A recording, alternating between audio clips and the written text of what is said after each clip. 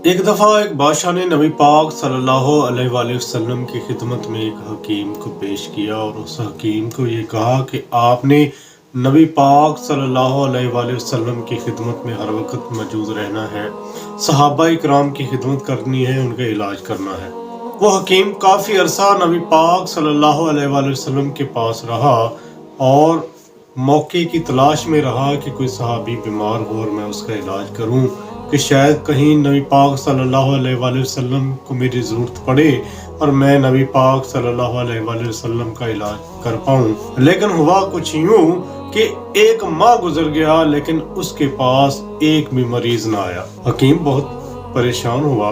वो सोच में पड़ गया कि शायद मेरे पास कोई इलाज करवाने नहीं आता, अपना इलाज खुद ही कर लेते हैं। नबी पाक सल्लम की खिदमत में हाजिर होकर ये फरमाया कि मैं यहाँ पर इलाज करने के लिए आया हूँ लेकिन मेरे पास कोई इलाज करवाने ही नहीं आता।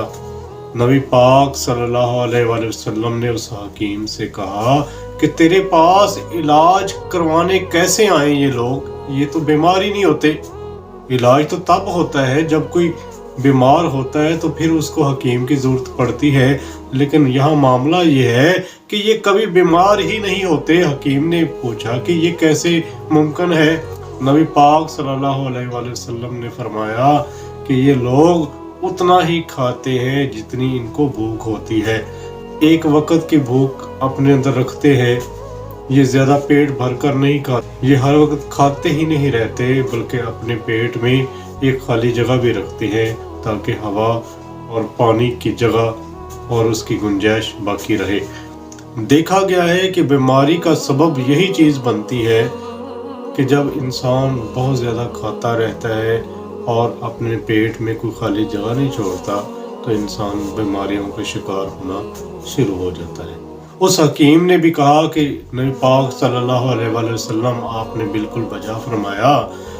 हिकमत भी यही बताती है कि इंसान को भूख रख के खाना खाना चाहिए, ये नहीं कि हर वक्त खाते ही रहे, इंसान खाता ही रहे क्योंकि जो हर वक्त खाता रहता है उसका जो मैदा है वो काम करना छोड़ देता है और इंसान बीमारियों का शिकार हो जाता है।